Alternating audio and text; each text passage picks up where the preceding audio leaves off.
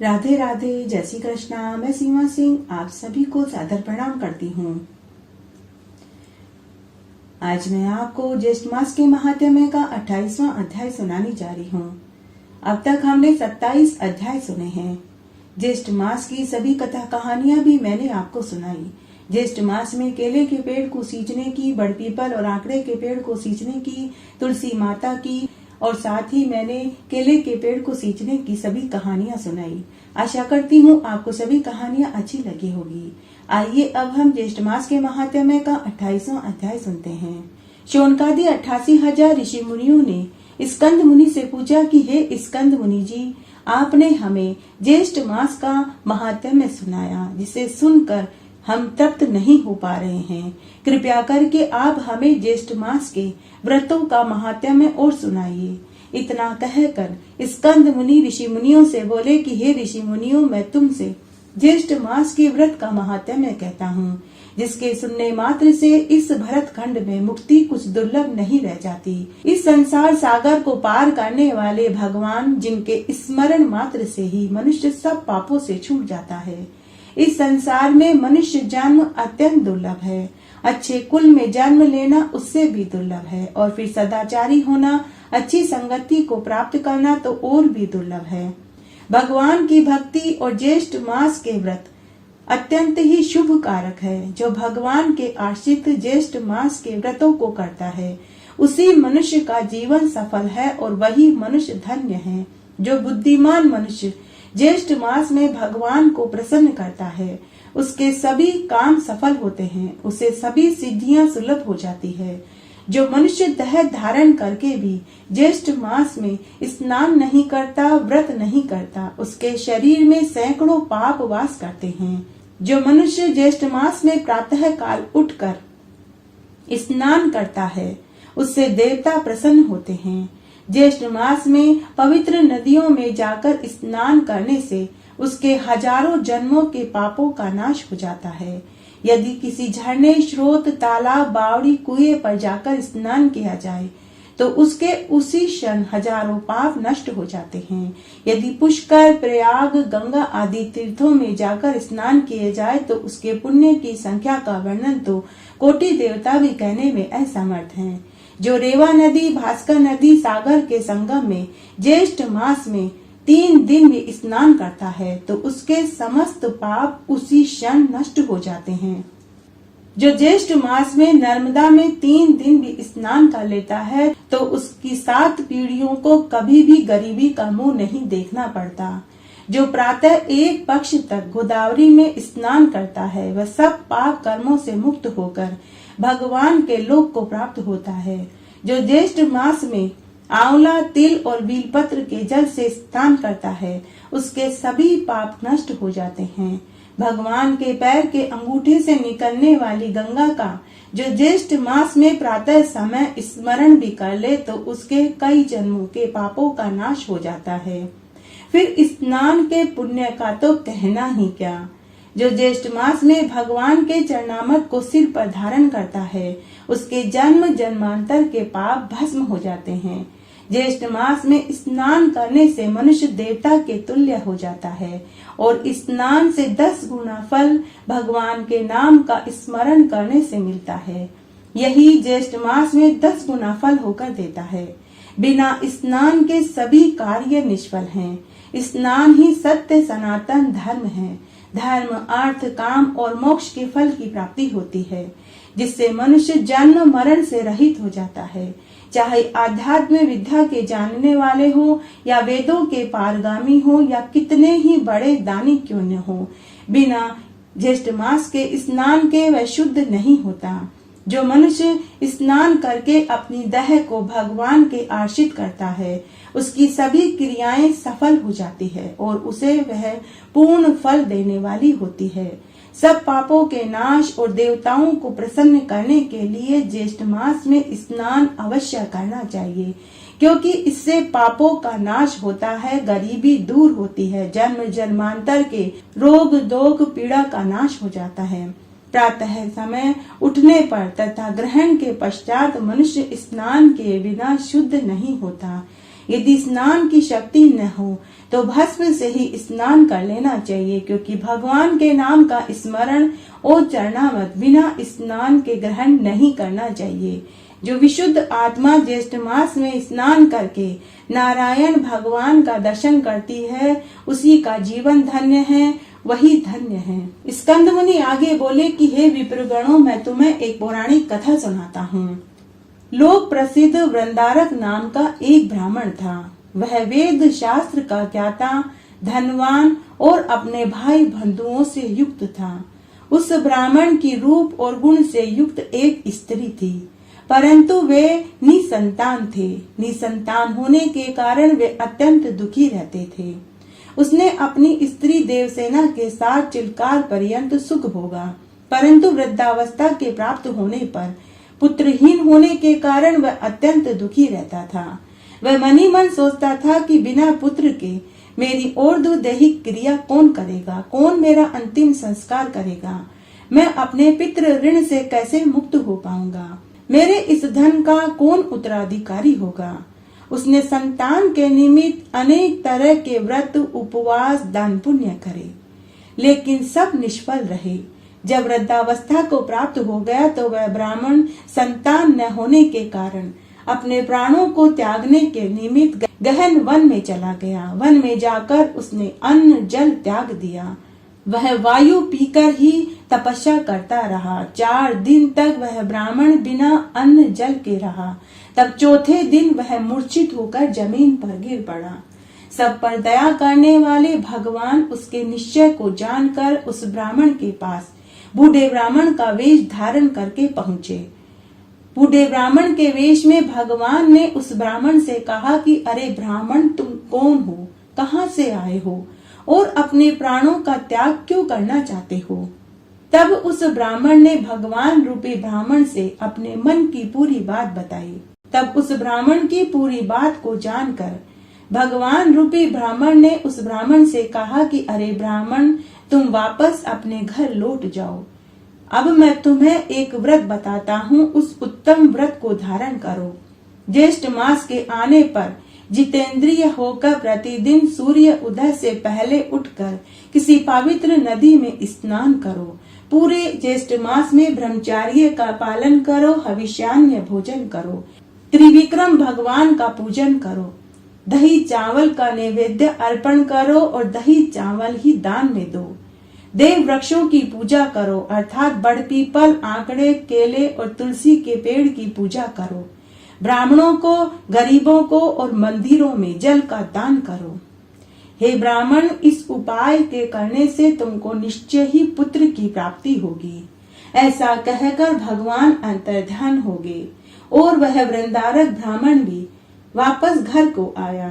विष्णु भगवान के कथना अनुसार वह अपनी स्त्री के साथ गंगा तट पर 1 महीने तक कुटिया बनाकर के रहने लगा और प्रतिदिन गंगा नदी में स्नान करने लगा और बड़ पीपल, आंकड़े और केले के पेड़ की पूजा करने लगा, दही चावल का दान करने लगा। तब एक दिन की बात है, जब वह स्नान करके गंगा नदी से लौट रहा था कि तभी उसे एक व्याघ्र दिखाई दिया, जो वृक्षों के झुंड में से बाहर आया। वह बहुत भूखा था। वह वृंदारक ब्राह्मण के समीप आया। उस व्याघ्र को देखकर वृंदारक ने गंगाजल का पात्र उसके ऊपर फेंक दिया। गंगाजल के स्पर्श से वह व्याघ्र दिव्य देह को प्राप्त हो गया। वह प्रसन्न होकर ब्राह्मण से बोला कि हे ब्राह्मण देव, आज आपके दर्शन से मैं धन्य हो गया। पूर्व जन्म में मैं एक शिकारी था, अनेक जीव हिंसाएं करता था, इसी कारण मैं व्याघ्र योनि को प्राप्त हुआ। आज आपके पुण्य के प्रताप से मुझे यह देह प्राप्त हुई है।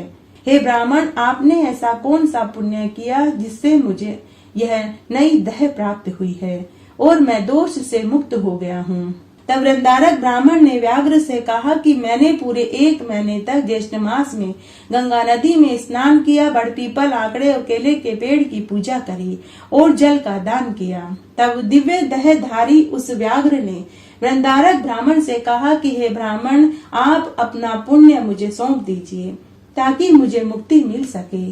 तब वृंदारक ब्राह्मण ने हाथ में जल लेकर मंत्रों से अभिमंत्रित करके अपने ज्येष्ठ मास के स्नान का पुण्य उस व्याघ्र को सौंप दिया।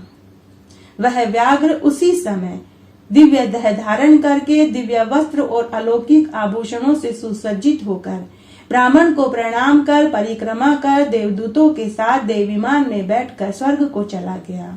उसके पश्चात उस वृंदारक ब्राह्मण ने 1 वर्ष बाद जब दोबारा ज्येष्ठ का महीना आया तो उसने और उसकी पत्नी ने फिर से ज्येष्ठ मास का स्नान और व्रत किया। उस ज्येष्ठ मास के स्नान और व्रत के पुण्य प्रताप से उस ब्राह्मण को तेजस्वी पुत्र पैदा हुआ। उस पुत्र के होने पर वृंदारक ब्राह्मण को अत्यंत प्रसन्नता प्राप्त हुई। तब एक रात्रि को विष्णु भगवान ने वृंदारक ब्राह्मण को स्वप्न में आकर के कहा कि हे ब्राह्मण, अब तुम ज्येष्ठ मास के स्नान के व्रत का प्रचार करो ताकि सभी को इस व्रत का पुण्य फल प्राप्त हो सके। तब उस ब्राह्मण ने पूरी नगरी में यह ढिंडोरा पिटवा दिया कि सभी को ज्येष्ठ मास का स्नान और व्रत करना चाहिए। इसका स्नान और व्रत करने से निसंतानों को संतान सुख की प्राप्ति होती है, कुंवारों के ब्याह होते हैं, गरीबों को धन मिलता है, रोग शोक पीड़ा से मुक्ति मिलती है और बुजुर्गों को वैकुंठ का वासा मिलता है। स्कंदमुनि आगे बोले कि हे ऋषि मुनियों, मैंने आपसे ज्येष्ठ मास के स्नान के व्रत का महात्म्य कहा। ज्येष्ठ मास का स्नान के जल बिंदु मात्र के स्पर्श से वह परम हिंसक व्याघ्र मुक्ति को प्राप्त हो गया और वृंदारक ब्राह्मण को पुत्र रत्न की प्राप्ति हुई। हे ऋषि मुनियों, अब तुम बताओ मुझसे और क्या सुनने की इच्छा है। तब स्कंद मुनि ऋषि मुनियों से बोले कि हे ऋषि मुनियों, इस संबंध में मैं तुम्हें एक पौराणिक इतिहास और सुनाता हूँ, तुम ध्यान से सुनो। एक बार एक गांव में एक ब्राह्मण था। वह भगवान विष्णु का परम भक्त था। वह रोज 4 समय भगवान विष्णु की पूजा करता था। तब एक बार की बात है, वह भगवान विष्णु की पूजा कर रहा था कि तभी एक चोर चोरी की नियत से विष्णु भगवान के मंदिर में पहुंचा। वहां मंदिर में विष्णु भगवान की सोने की प्रतिमा, सोने के गहने, सोने का घंटा, घड़ियाल, सोने के भगवान के बर्तन आदि चोर ने मंदिर में देखे। वहां एक वृद्ध ब्राह्मण के अतिरिक्त और कोई नहीं था। उस चोर ने मनी मन सोचा कि मैं इस ब्राह्मण को मार कर यहाँ से सभी चीजें चोरी कर लूंगा। तभी वह चोर ब्राह्मण को तलवार से मारने को हुआ तो वह ब्राह्मण चोर से विनती करने लगा कि हे भाई, तुम मुझे क्यों मारते हो? मुझे मारने से तुम्हारा क्या भला होगा? तुम मुझे मार कर क्यों ब्रह्महत्या के पाप के भागी बनते हो? तुम्हें मुझसे क्या चाहिए? तुम बताओ, मैं तुम्हें वही दे दूंगा। तब वह चोर बोला कि मैं तुम्हें मार कर यहाँ से सभी सोने की चीजें चुरा कर ले जाऊंगा, क्योंकि जब तक तुम जीवित रहोगे तुम मुझे चोरी करने नहीं दोगे। यह सुनते ही ब्राह्मण को क्रोध आया। उसने कहा कि मेरे जीते जी तुम मेरे भगवान को यहाँ से नहीं ले जा सकते, इसलिए तुम्हें पहले मुझे मारना ही पड़ेगा। मेरे मरने के बाद ही तुम भगवान को हाथ लगा सकते हो। यह सुनते ही चोर ने तलवार ब्राह्मण के गर्दन पर जो ही रखी, त्यों ही मूर्ति में से भगवान विष्णु साक्षात प्रकट हो गए और उस चोर के हाथ में से तलवार खींच ली। भगवान के साक्षात दर्शन पाकर चोर हक्का बक्का रह गया और वह थर थर कांपने लगा। ब्राह्मण भगवान के चरणों में गिर पड़ा। वह चोर उसी क्षण पत्थर की मूर्ति में बदल गया। भगवान बोले कि जो भी मेरे भक्त को मारेगा मैं उसे उसी क्षण बचा लूंगा। भगवान ने ब्राह्मण को वरदान दिया कि हे पुत्र, तू धनवान, पुत्रवान और यशस्वी होगा और अगले जन्म में सूर्यवंशी राजा बनेगा। ऐसा वरदान देकर भगवान अंतर्ध्यान हो गए। तब चोर की पत्थर की मूर्ति देखकर ब्राह्मण सोच में पड़ गया कि जो भी मंदिर में आएगा और इस मूर्ति को देखेगा तो अनेक प्रश्न करेंगे। ब्राह्मण पंडित के मन की बात विष्णु भगवान ने जान ली। तभी मंदिर में आकाशवाणी हुई कि हे ब्राह्मण, तू इस पत्थर की चोर की मूर्ति पर मेरे चरणामृत को छिड़क दे, यह पुनः अपने रूप को प्राप्त हो जाएगा। तब ब्राह्मण ने तुलसी मिश्रित विष्णु चरणामृत उस ब्राह्मण की पत्थर की मूर्ति पर छिड़का तो वह चोर अपने पूर्ववत रूप को प्राप्त हो गया। उसे भी अब सद्बुद्धि प्राप्त हो चुकी थी।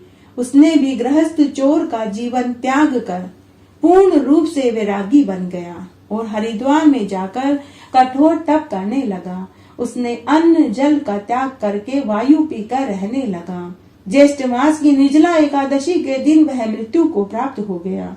भगवान ने स्वयं उसके मृत्यु का दिन निर्जला एकादशी का रखा था ताकि वह सभी पापों से मुक्त हो सके और उसे मोक्ष मिल सके। एक गांव में 2 माँ बेटी थी। वे रोजाना नित्यनेम की कहानी कहा करती थी। उसकी बेटी ने कहा, माँ मैं नित्यनेम की कहानी कहूंगी। माँ ने कहा, बेटी तेरी कहानी ससुराल में कौन सुनेगा। लेकिन उसने जिद की और नित्यनेम की कहानी कहने लगी।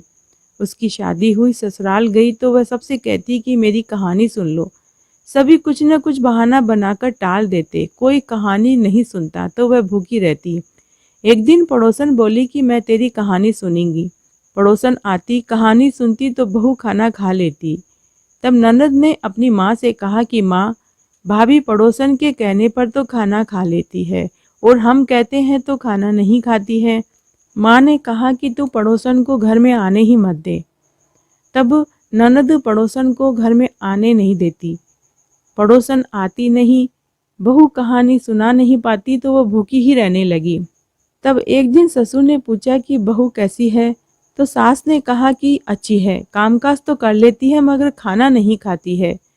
ससुर ने कहा कि बड़े घर की बेटी है, काम करने से थक जाती होगी, इससे उससे ज्यादा काम मत कराया करो। लेकिन वह फिर भी नहीं खाती। धर्मराज जी का आसन डोल पड़ा और कहा कि मृत्यु लोक में ऐसा कौन है जो भोजन नहीं करता, उसे बुलाओ। तब स्वर्ग से विमान आया। सास बोली, बहू से मैं भी चलूंगी। जिठानिया ने कहा कि हम भी चलेंगे। ननद बोली, हम भी चलेंगे। तब बहू ने कहा, तुम्हें तो बहुत काम था, मेरी कहानी सुनने का भी तुम लोगों के पास समय नहीं था। जिठानी ने कहा कि मुझे ले चलो। बहू ने उसे भी मना कर दिया कि तुम्हें भी मेरी कहानी सुनने का फुर्सत नहीं था। ननद ने कहा कि भाभी मुझे ले चलो। तो भाभी ने कहा कि तुम्हें तो गुड्डे गुड्डियों से खेलने से ही फुर्सत नहीं थी। पड़ोसन बोली कि मुझे ले चलो। तब बहू ने कहा कि हाँ तुम चलो, तुमने मेरी नित्यनेम की कहानी सुनी है। वह अपने मालिक के पास गई और मालिक बोला कि तू तो बड़ी भाग्यवान है जो जीते जी जा रही है, मरकर तो सभी जाते हैं। तो हे भगवान, जैसे आप उस बहू के ऊपर प्रसन्न हुए वैसे सबके ऊपर होना, कहने वाले को, सुनने वाले को और हुकारा भरने वाले को। एक बार बहुत छोटा सा गांव था। उस गांव में 7 भाइयों की एको एक लाडली बहन थी। सातों भाइयों का विवाह हो चुका था। माता पिता का बहुत पहले ही स्वर्गलोक गमन हो चुका था। सातों भाइयों की बहन बड़ी ही धार्मिक प्रवृत्ति की थी। जब से उसने होश संभाला तभी से वह तुलसा जी को सींचती, दिया बाती करती, भोग लगाती, 5 भजन गाती और परिक्रमा करती थी। रोज तुलसा जी की सेवा पूरे तन मन से करती थी। तब एक दिन सभी सातों भाभियों ने ननद को ताना मारा कि क्या रोज तुलसा जी की सेवा करती रहती है, अगले घर ब्याह होकर जाओगी तो तुम कोई कामकाज करना क्यों नहीं सीख लेती। ससुराल जाकर तो तुम्हें रोटी सब्जी चूल्हा चौका बर्तन कपड़े ही करने हैं। ऐसा कहकर सातों भाभियां ननद के ऊपर हंसने लगी, लेकिन ननद कुछ नहीं बोली। इस तरह समय बीतने लगा। जब वह विवाह लायक हुई तो भाइयों ने अपनी एको एक लाडली बहन के लिए अच्छा घर वर ढूंढा। तब भाइयों ने अपनी अपनी पत्नियों से कहा कि मेरी बहन के लिए दहेज का सारा सामान तुम्हें ही लाना है, गहने कपड़े बर्तन इत्यादि। तो सभी ने हामी भर दी। तब सातों भाभियों ने अलग अलग डिब्बों में, किसी में तुलसा जी की पत्तियां तोड़कर डाल दी, किसी में तुलसी की जड़, किसी में तुलसी की मंजरी, किसी डिब्बे में तुलसी की टहनियां तो किसी में तुलसी की माला डाल दी। इस तरह 10-15 डिब्बे तैयार कर दिए और अपने अपने पतियों से बोली कि सुनो जी, हमने ननद बाई की शादी की पूरी तैयारी कर ली है, अलग अलग डिब्बों में सारे सामान रखवा दिए हैं। लेकिन ननद को सच्चाई मालूम थी। उसने अपने भाइयों से कुछ नहीं कहा क्योंकि वह अपने भाई भाभी का घर बसाना चाहती थी, तोड़ना नहीं चाहती थी। तब शादी वाला दिन भी आ गया। भाइयों ने बहन का खूब धूमधाम से विवाह किया और बहन को ढेरों आशीर्वाद देकर विदा कर दिया। बारात दूल्हा दुल्हन के साथ चल दी। पहले के जमाने में बारात पैदल जाती थी या फिर ऊंट गाड़ी या बैलगाड़ी में बैठकर जाती थी, तो उन्हें जाने में कई दिन लग जाते थे। तब बारात दुल्हन को लेकर पैदल पैदल चलती है। चलते चलते दोपहर से शाम हो गई। तब एक जगह उन्होंने रात्रि विश्राम किया। बारातियों को भूख लगी तो ससुर ने सोचा कि समधी जी के यहाँ से इतने सारे डिब्बे आए हैं, जरूर किसी न किसी में भोजन भी होगा। जैसे ही ससुर ने एक डिब्बा खोला तो उसमें से ढेर सारी मैदा की गरम गरम पुड़िया और आलू की सूखी सब्जी निकली। सभी बारातियों ने स्वादिष्ट भोजन खाया और रात्रि विश्राम किया। सुबह फिर वे अपने गंतव्य स्थान की ओर चल दिए। चलते चलते दोपहर तक बारात अपने गांव में पहुंच गई। गांव के सभी लोगों ने नई बहू की खूब बड़ाई करी। जब बहन ससुराल में पहुंची तो सभी ने उसकी खूब बड़ाई करी। जब ससुराल वालों ने डिब्बे खोल कर के देखे तो किसी में गहने, किसी में बर्तन, किसी में रुपयों की थैली, तो किसी में कपड़े, किसी में चावल, घी, तेल, गुड़, काजू, बादाम निकले। तुलसी के पत्ते, टहनी, बीज, मंजरी, मिट्टी सभी तुलसी माता की कृपा से गहनों, कपड़ों, बर्तनों और धन में बदल गए। हे तुलसी माता, जैसे तुलसी पूजन का फल आपने 7 भाइयों की बहन को दिया, वैसे हमें भी देना। कहानी कहने वाले को, सुनने वाले को और हुक्कारा भरने वाले को। जय हो तुलसी मैया की। तुलसी महारानी नमो नमो, हरि की पटरानी नमो नमो। बन तुलसी पूरन तप कियो मैया, शालग्राम महापटरानी। जाके मंज मंजरी कोमल मैया, श्रीपति चरण कमल लपटानी। धूप दीप नैवेद्य आरती मैया, पुष्पन की वर्षा बरसानी। 56 भोग 36 व्यंजन मैया, बिन तुलसी हरि एक न मानी। सामरो सखी माई तेरा यश गावे मैया, भक्तों वर दीजे महारानी। तुलसी महारानी नमो नमो, हरि की पटरानी नमो नमो। ज्येष्ठ मास में सभी कथा कहानियों के साथ में भगवान महादेव की आरती जरूर बोलनी चाहिए, तभी ज्येष्ठ मास के महात्म्य को सुनने का फल प्राप्त होता है। आइए अब हम ज्येष्ठ मास में भगवान महादेव की आरती बोलते हैं। आप भी मेरे साथ इस आरती को बोलिए। ओम जय शिव ओंकारा, सनिहर शिव ओंकारा, ब्रह्मा विष्णु सदा शिव हरदांगी धारा। ओम हर हर हर महादेव, एकानन चतुरानन पंचानन राजे, शिव पंचानन राजे। हंसासन गरुड़ासन वृषवाहन साजे। ओम हर हर हर महादेव। 2 भुज 4 चतुर्भुज 10 भुज के सोवे, शिव 10 भुज के सोवे। तीनों रूप निरखता त्रिभुवन जन मोहे। ओम हर हर हर महादेव। अश्वमाला वनमाला मुंडमाला धारी, शिव मुंडमाला धारी। त्रिपुरारी रमुरारी कर कमला धारी। ओम हर हर हर महादेव। श्वेतांबर पीतांबर बादांबर अंगे, शिव बादांबर अंगे। सनकादिक ब्रह्मादिक भूतादिक संगे।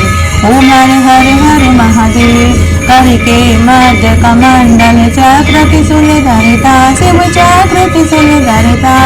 सुख करता दुख हरता, जग पालन करता। ओम हर हर हर महादेव। 64 योगिनी गावत नृत्य करत भेरू, शिव नृत्य करत भेरू। बाजत ताल मृदंगा और बाजत डमरू। ओम हर हर हर महादेव। लक्ष्मी वर सावित्री पार्वती संगे, शिव पार्वती संगे। हरदांगी गायत्री सिर सोहे गंगे। ओम हर हर हर महादेव। काशी में विश्वनाथ विराजे, नंदो ब्रह्मचारी, शिव नंदो ब्रह्मचारी। नितूट दर्शन पाऊं, नितूट भोग लगाऊं, महिमा तिहारी।